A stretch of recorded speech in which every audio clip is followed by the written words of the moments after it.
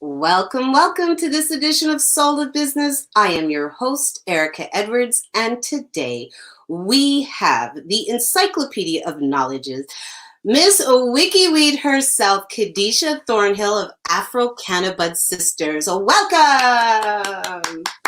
Thank you so much. I'm so glad to have you here. So I will let Khadisha introduce herself, but I will give a little bit of an intro. So Khadisha, I met her through Afro Cannada Budsistas. It is a local group that's based here in Toronto and is rapidly spreading. I have to say, is also known as MsWeedwiki. She is full pack jam of knowledge on everything cannabis, anything cannabis, and she is definitely the lady to contact if you need information on anything to do with the product. But here today, she's going to talk about one of her many talents and skills and her vast knowledge base, which is moderation. So Khadisha, welcome. Thank you so much, Erica, for having me. And it's I'm a pleasure to be on your show today. I've been watching you for a while now. Well, I thank you for coming on. I know you have a busy schedule. Your roster is quickly filling up, so I'm really glad that I was able to slide in here while there was still space. So, Khadisha, tell us a little bit about yourself and what it is you have been doing online for the last few years in terms of moderation. How did it start and where are you now? Thank you for asking. Well, true story. I actually wanted to start a mom's group a long time ago. And I tried and got distracted with life and let it go. But about 5 years ago, I want to say, maybe, yeah, 4 or 5 years ago, I started seeing this group pop up in my mentions on my timeline, and it was Black Moms Connection. So I quickly joined, and wow, what a community. I want to say it was probably about 5,000 members by then, but I was amazed. First of all, just the sheer volume of people. Um, it was like entering a community, but a virtual community.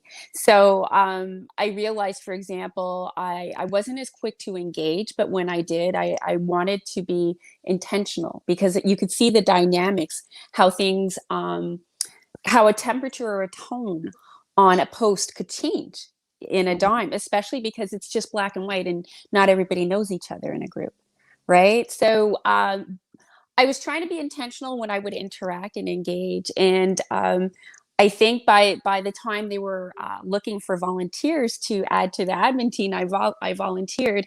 And I hope that led to them picking me. But I joined their team in early 2017, I want to say, as an admin and a moderator. And it was such a great experience. It taught me a lot about little things you can do, and the big things that you do. Like, you can set a tone and you can set a theme, but it's going to be the little things you do that keep everybody on the ship on the same course, if that makes sense. Mm-hmm. So in that environment, because it was it was a large group, but also a group that spanned different parts of the globe, you had to think about people's cultural backgrounds, so Mm-hmm. that you can't just look at something in black and white as a comment and say, no, this is bad, let's boot a person, which is something that is a knee-jerk reaction that sometimes happens in groups. There are one of the most enduring features about Facebook are the groups and communities that you can grow on there. It's actually the only reason why I ever interact on Facebook, because otherwise it's not a social media medium I use as much anymore, other than for the community building and engagement.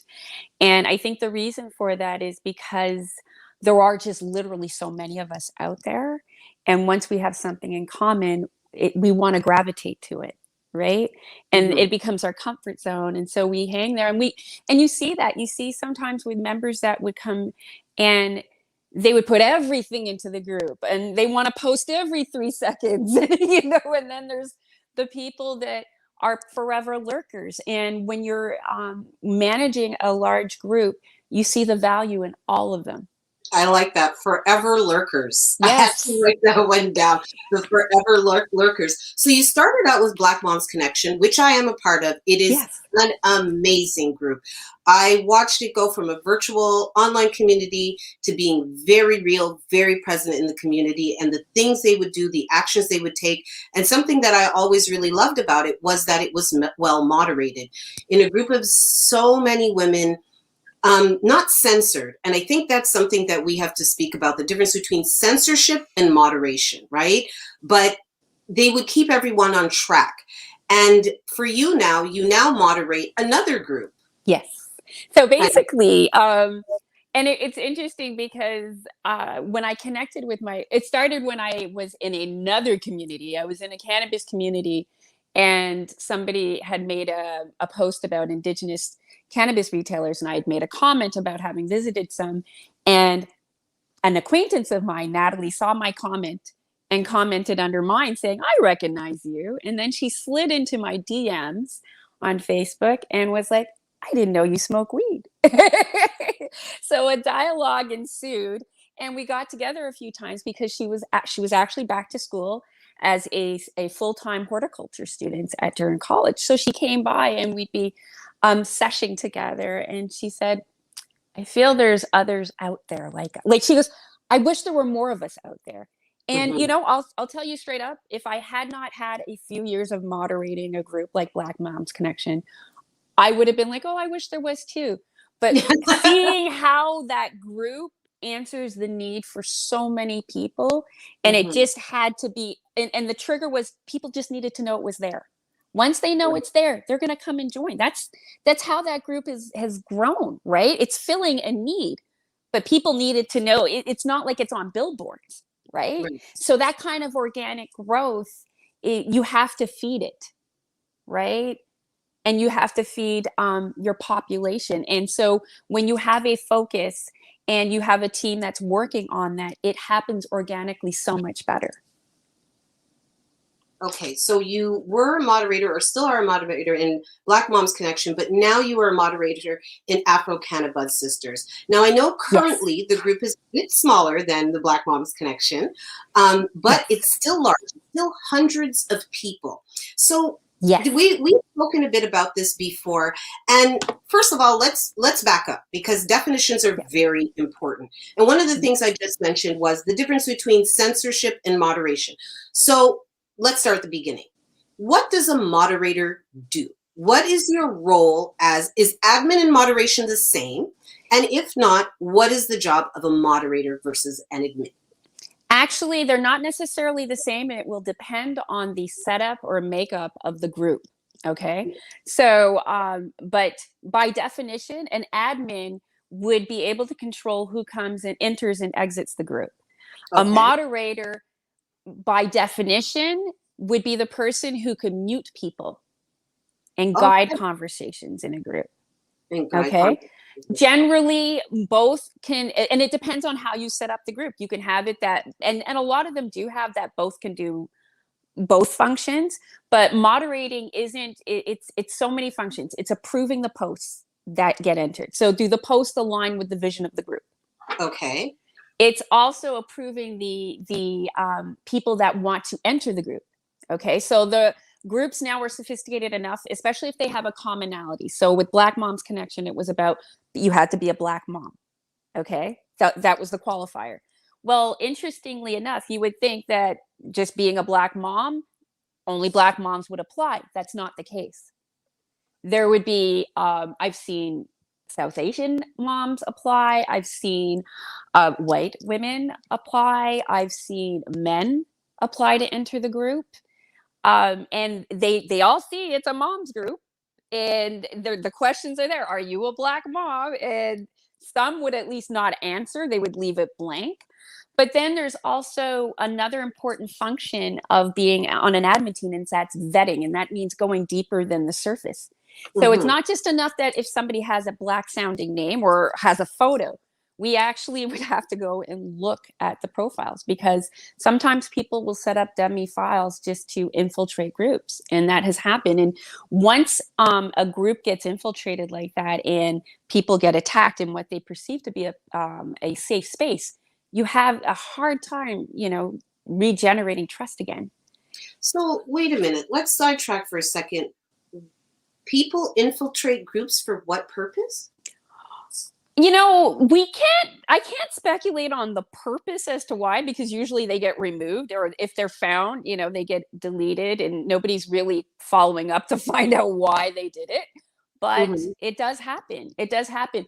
In times of heightened social, racial unrest, it definitely happens. I'd say we definitely saw more, especially during times around Charlottesville, like whenever I don't know. And sometimes even if the founder would appear on TV, if something happened that made Black women in the forefront of the news, you would see, because suddenly there'd be an uptick of people trying to enter. But yes, once in a while, it'd be people who would set up profiles literally days before or weeks before. Wow. Yeah, So so that entrance, that gatekeeping is really important, it because is. if you have a space that is intended for a particular group, then you do want to keep that a safe space. And Yes. that's something else. So you talk about, approval of posts, making sure that the right people come in, vetting those people as they apply to come in. And then also there would be the what do you call it, guidance of discussion, or censorship of discussion? What do you do with the conversations that happen? That's moderating. And to be honest, to moderate, it's opinion, right? Hmm. So I find the best or the most effective way to moderate is when you actually have a team. Because then when things, it's not to say everything goes by the team either. But if you have a question about, am I reading this right? You can put it in a group chat and other people can take a look, Right. so that it's not that you happen to have been having a bad day and misread it because you were on a rush, for example. Sometimes, we're all human and we can react to something on a post that can trigger us as well, right? So sometimes having somebody else to bounce it off of lets you know, okay, oh no, you misread that. Like, sometimes Right. that can happen too, right? Right. Depending. And in some of these groups, there are some very sensitive subject matters that Mhm. get discussed. In a parenting group, there are hot button topics: vaccinations, circumcision. Mm, Yes, yes, there are right. topics that are very hard to moderate, because, and here is how it is: it's not that you can't have an opinion; it's people don't know how to exchange their opinion calmly And respectfully. and to respect each other. Right. It's when, okay, the and you'll see it in certain threads, because it'll start where somebody will go on a comment of somebody else's thread, and then that person goes back at them, and then they're going back and forth, and you're like, wait, this wasn't even the original point. But Right. someone's emotions were a little heavier, and it pulled the whole discussion off track. So that happens even on topics that need to be discussed. So, aside from which I've seen before, turning off comments, I mean, even on a personal Facebook post, you can turn comments off. So you could post things and then just be like, don't tell me nothing, and turn off the comments, right? Do something cryptic and then turn the comments off so people can't ask you what you mean. Right. But besides turning off the comments, what else can you do to steer the conversation back to what it originally was meant to be? I've done a few things. I find there's a few different approaches you can take. If because sometimes offhand, like right from reading it in the pending, it's going to be potentially off. It could be interpreted a few ways, or it could go left. But sometimes posts that you think should be very straightforward go left as well. You look at where I find it helps for me if I look at where the misunderstanding is, and I'll restate it. But another Mhm. thing is, if I know that it potentially is a hot topic or could be misinterpreted, I will put a comment early, either setting a tone, Right. saying this is a person seeking support, and if you can't, lend yourself to it, scroll on, or I set a tone of what I assume the person meant and let them, co-sign it, because Right. if I'm wrong, they're going to say, actually, no, that's not what I meant. And then Mhm. we can fix it. Sometimes too, admins will DM the poster and say, hey, what did you mean by this? If Okay. they have time. But on a big group, not everybody has that time. Well, yeah, I mean, a group Yeah. of 16,000 plus women, international, it's not Yes. Canada, there's states, you have people from all over the world. That Right. must be difficult. And I know in Afro Cannada Budsistas as well, you have people from all over the world. Yes. So, the cultural things as well. So, Khadisha, then if you're moderating, you're turning off comments, you're redirecting conversations, you're gatekeeping, you're telling people you're not allowed in here because you don't meet our criteria. What's the difference with that and being like a big censor? Like, isn't that just censorship? I can see why it could be looked at that way. I view it as it's protecting the space that people thought they were signing up for.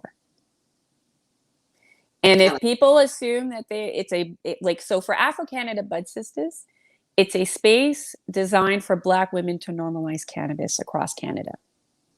We've grown in less than a year to just over 600 members. And yeah, we were like, okay, we're only going to have Canadians. And we stuck with it for a good long time. But as we increased our profile and our content online, especially with Instagram, we realized we were interacting with a lot of great American sisters too. Also, by establishing other connection points like our Zoom chats and connecting in Clubhouse, we built relationships with people that weren't necessarily in the Canadian borders, but they loved our content. So we've now modified it that as long as everybody who joins understands it's Black cannabis with a Canadian focus, come mm-hmm. on in. Come But on in. it's for Black women, and the reason why I'm protective of that is because we're not respected already in general spaces, and whenever we speak up in other spaces about issues that pertain to being Black women in North America, we get attacked, whether it's a parenting group, whether it's a cannabis group, whether it's a moms in cannabis group. Like, we're constantly having to requalify what we meant when we say something. By having this space for us, we don't go through that. And I think it's important. If we were not a marginalized group, it'd be a different story. But this is the reality we live in. And I feel strongly we should be able to protect that space and allow people to grow in it. Well, like any good interviewee, you already answered my next question before I asked it, which was about that. Having spaces that are for specific people and other people feeling excluded. How do you do that? How do you gatekeep to keep a group's womanness or motherhood theme or Durham community theme? How do you gatekeep to keep the space safe or as it is originally intended? And I say this next part, I add on this part, without offending. Is offending really, does it matter? It's interesting. The Facebook space, I'm so protective of it that I don't think I worry about offending people, because Facebook is free. Everybody else can set up their space as well, and they do. There's spaces for every kind of interest you want out there, and there's spaces for other types of communities as well. Mhm. The other thing, though, what I did find that helps is we set up a business page that allows us to interact with our supporters that are not members. So, Mhm. and we maintain some content on that, so you don't have the same fear of missing out, because you're seeing some of what the women inside are getting in terms of content. We also engage a lot. We create opportunities to engage outside of the Facebook group. Mhm. But if it's a group for Black women who want to discuss cannabis, and you're not a Black woman who wants to discuss cannabis, I have to ask, why do you want to be there? Why is it important for you to be there if I've created that space? That's how I would respond. Okay, well that answers that question about, spaces being specific to people, because something you said earlier about, as a community of women, Black women are often attacked in other spaces for saying certain things. I've experienced that multiple times in moms group. I've gone in moms groups within my community, general moms groups, said something and had to defend what I said. I remember I posted something in a moms group. I had it deleted by a moderator, and when another moderator, went in to say why was that deleted, that moderator left the group altogether. Wow, So this yeah. was around the time of George Floyd. They were asking for information on how to speak to children in general. So this was a group with all moms from the region. And when I had offered up a post, it was immediately deleted. And one of the other moderators were like, I came back for this post. Where did it go? And that moderator actually left the group and abandoned the group entirely. Yeah. I guess because the topics were offensive to them in some way. So I do, obviously from my own experiences, I really do understand that. But for the audience out there that's wondering, why are there spaces for just this kind of person or just this kind of person? It really is to provide safe spaces for people where they can express themselves and get support without Yeah. being torn down and blocked Yeah. from certain groups. So if anybody questions why there are groups that are specific to Asian moms or Greek moms, and that's the other thing, Khadisha, I find interesting, is that if I saw a group and it said, a group for Polish moms, I would think, oh, that's cool. It's a Yeah. group for Polish moms. And I Yeah. wouldn't ask to join and I wouldn't get offended because it's a group for Polish moms. But Yeah. I do find when it's a group for Black anything, you have people that say, hey, that's not fair. Why should it be separate? I think that they come from a position, though, of not seeing the things that accepted them easily elsewhere. And when you're part of the majority, you develop a certain entitlement that makes you think that you should be allowed everywhere. But when you're part of the minority, you don't develop that same entitlement, which is why it's even a struggle. Sometimes it's a struggle even within our own admin team when we're looking at people that want to apply, and I'm like, if we have to ask. And then there's the other thing, which is the elephant we haven't addressed in the room, which is qualifying Blackness, That was my which next question. sometimes Right? I'm leaving. I'm leaving. I'll be back to sign us out at the end of this. Khadisha's got this, okay? I'm going to ask her about her podcast next, just in case you're wondering about my but I swear to you, every time I have something lined up, she's like, and then this. And we did not practice this. I love this woman. So that was my next big, hard, on my little post-it note question. Qualifying Blackness. Oof. Oh my goodness. listen. That is because motherhood is really easy to quantify. Do you have a child? And Yes. even with that, you'll run into problems. Well, they're not a natural birth mother. They're an adopted mother. So some things are easier. Or a stepmother, Or or they were stepmother. common law and Or they common maintained law. a relationship, or yes, foster. Or You know? foster, exactly. Something like Durham region moms. Okay, Yeah. all you gotta live is in the borders of Durham, and then maybe the mom thinks like, foster parent, whatever mom. Yeah. But then you have Blackness. Oh boy. And a shout out to one of my last guests, Sophie Taylor, wonderful designer. And she speaks a lot about that because Sophie is mixed race, very light skin. I think her and I were comparing to see who was paler.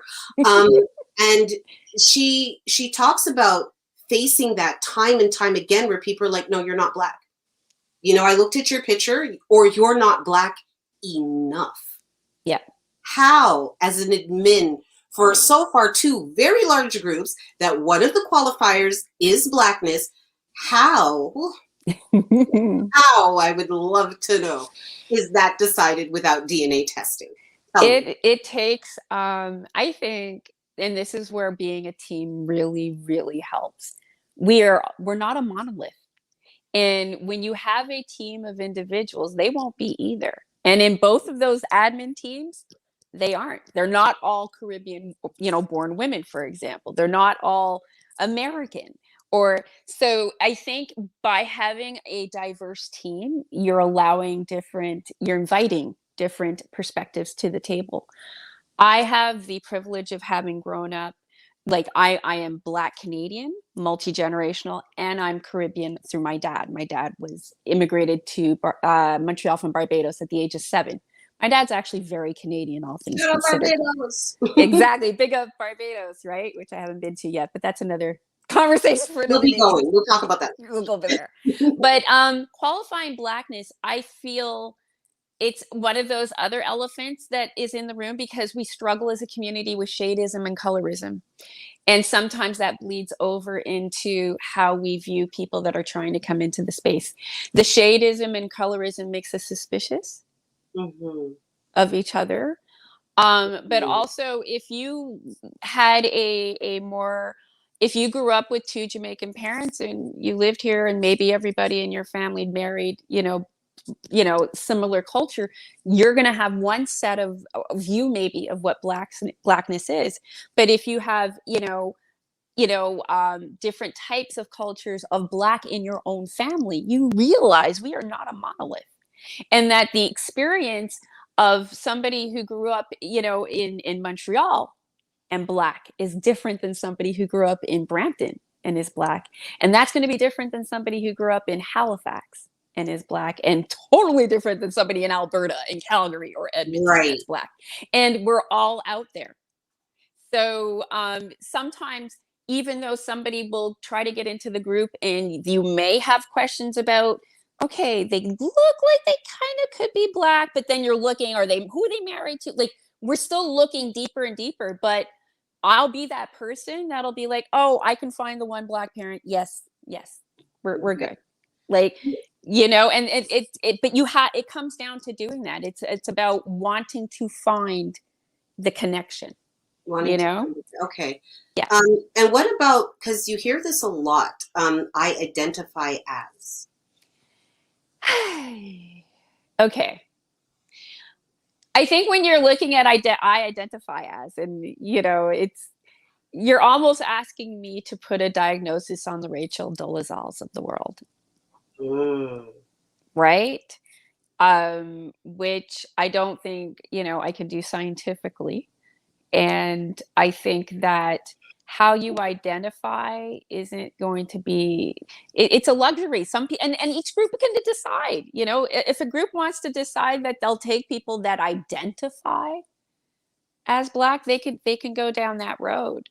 But I think at the end of the day, we just want to look for proof of Blackness.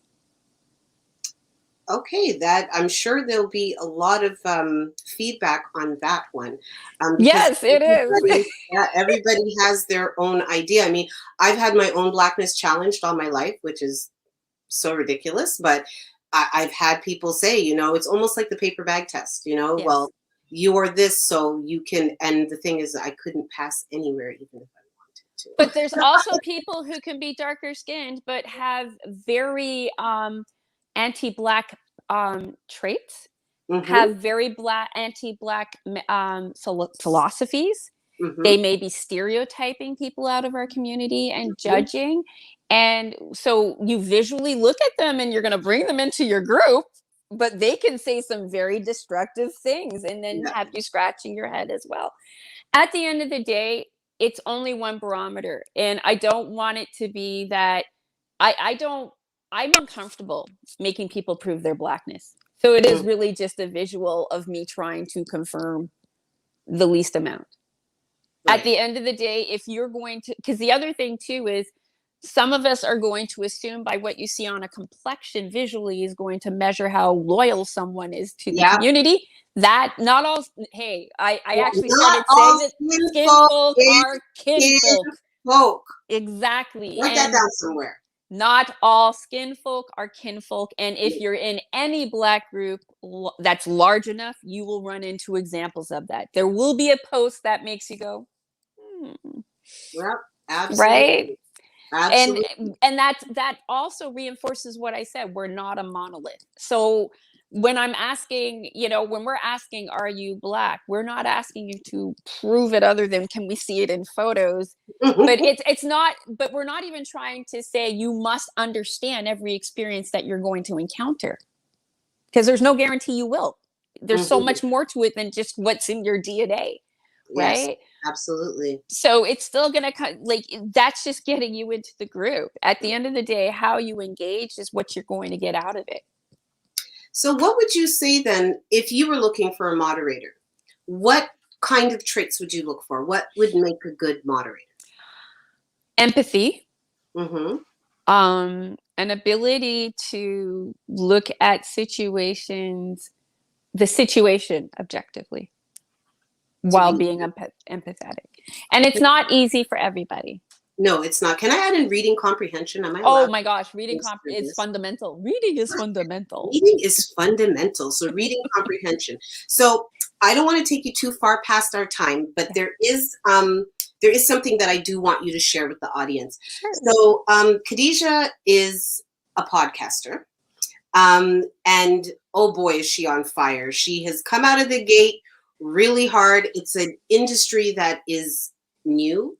It That is. is new, It only a is. couple of generations old. An industry that is new, legally new, and is wide open and is not populated by people that look like us on that side of the industry. And so, Khadisha, can you tell us a little bit about your podcast?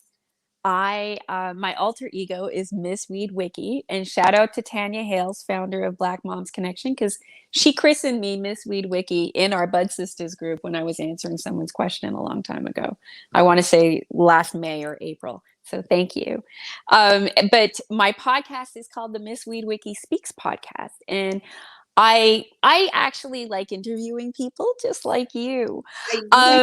I love to get information, and it's from my, my past job handling, car accidents and investigating what would happen. So I love having conversations with people where information flows from just how we're talking.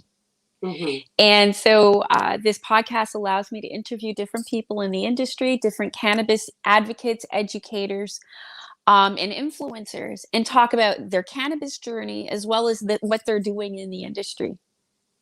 Amazing. And I see that you've been really making a lot of strides. You've connected with some major players in the industry on this side of the border and the other one. And again, what you're doing to normalize, to bring knowledge, dosing, application. What is this? What does it do? Why am I doing this? How can it help me? I think that the work you're doing is so important. So for anyone out there that has any questions, I really do invite you. See it scrolling by on the screen. Contact MsWeedwiki. She has a plethora of information for you. So I really just wanted to share with you, because we'd have to do a separate show with her to tell us how to podcast, because honestly, she has come out of the gate on fire. She inundates me with information. Erica, do this. So it would be wonderful to have you back on a simple how to start a podcast, maintain it, and grow it like the plants in the backyard. So I would love to have you share that information. He said it was a trippy episode. Not yet, darling. Not yet. So I would love to have you back to share that with us. But before we wrap up and, we kind of summarize what we learned today from you, I would love to know about the soul part of Khadisha's business. You are a businesswoman on so many levels, doing so many things, and you do it quite smoothly, I must say, never looking frantic. But what moves you, Khadisha? What is that project or that cause that is in your heart, and whether it just drives you personally or it drives your business? Can you share with us a bit of the soul part of your business? Thank you. Connecting Black women and advancing Black women and promoting and amplifying our voices. I love seeing us win. I really, really do. And I feel like the synergy of, working with cannabis and working with Black women just hits all of my high points. I love that. I like how you put that last part too, and it hits all of my high points. All of my high points. So you were working in your purpose. I am. And I just recently heard on another podcast about how to define it, which is, finding something you love, something that you're good at, something that you can make money at, and something that can change the world. And I really feel every little thing I've been doing for the last while is a step in that direction, whether it's Afro Cannada Budsistas, whether it's the MsWeedwiki podcast, whether it's, the People's Alliance of Cannabis. Every little thing I'm touching now it's with that intention. It's with that intention. Well, it's working, because I'm seeing your work throughout the community, the different platforms I go on, there you are. And so it's definitely working. Thank you. So, like any good student, I'm going to summarize. Now, today was a bit different because it wasn't so much a how-to, but how I did it. But I will give some of the points that I found that were most impactful. So first of all, if you want to be a moderator, if you have a group, if you have a niche group, which is wonderful, that's what groups are for on Facebook. It is about niches. It is about very specific people who have common interests. And so it is okay for your group to be very specific. It'll probably get really large. There are communities out there. So if you have a group, you need a team, at least one moderator, if not a team, as the group gets bigger. You want to look for people who have empathy. You want to look for people who can understand the words that they read. Yes. Reading is fundamental.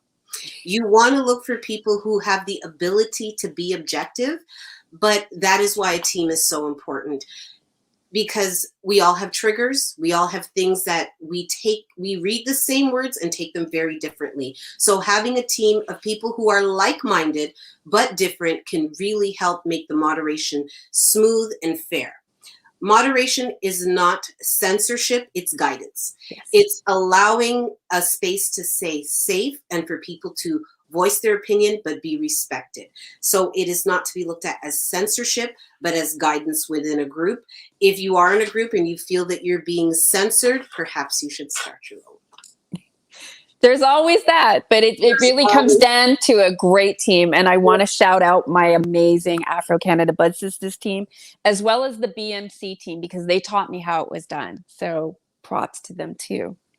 Absolutely. And just remember in your moderation that it's the little things that you do that will set the tone. And that was one of the things that really stood out to me that you said. It is the little things that you do that set the tone, and to head out with intentional interaction. You have a lot of people out there just kind of wandering around and like hitting things like they're blind and dark, but be very intentional about who you interact with and why. And as a moderator, you'll have a lot of reading to do, but again, really pay attention to the intent of the post and the intent of the response. And sometimes people just don't put things well, but they do mean the best. I've seen some answers that when you read them at first, you're like, whoa. But if you really take a minute and get out of your feelings, you'll see that it may just been expressed wrong, but the intention was good. So I think that's where a good moderator comes in. And also too, good moderation will grow your group and it will keep your group growing. So if everything gets off of track, if you have people that come in to do a certain thing and then they find that they're not being respected, their ideas don't seem to matter, your group will fall apart. So exactly. Moderation is a really important part of any successful Facebook group. And Khadisha's already part of 2 groups that have gone from just the virtual world and touched lives in the real world, tangible things that people can touch and feel and do. And so that, I think, is the power of amazing teams and amazing moderators and people who take the virtual and literally bring it to life. So Khadisha, we thank you. All these thousands of women in the communities you help moderate are grateful for you helping provide a safe space, helping keep us on track. The memes go, the theme days, and we have a really good time in the places that we are. And so, Khadisha, how do they find you? How do they listen to your podcast? How do they contact you? Thank you. You can find me on our website, which is www.afrocannadabudsistas.com. That's our hub of information and content. My MsWeedwiki podcast drops every Sunday. So the MsWeedwiki Speaks podcast episode 13 will be this Sunday, and it features another fellow bud sister, Chantel Philpotts. So definitely check that out. I always announce on my Instagram, which is at MsWeedwiki, at Ms_Weedwiki, or at Afro Cannada Budsistas.com. You can find me at both. And I'm also at Clubhouse now. So at MsWeedwiki on Clubhouse as well. I run 2 rooms on there Mondays at 3 p.m. Eastern time, where it's a BIPOC connections, where we try to network with other BIPOC individuals interested or working in the cannabis industry. And the Wednesdays, we have a Canna Queen Straighten Your Crown, where we have a mental health and networking, support each other hour on Wednesdays at 4 p.m. on Clubhouse as well. So thank you so much for showcasing us.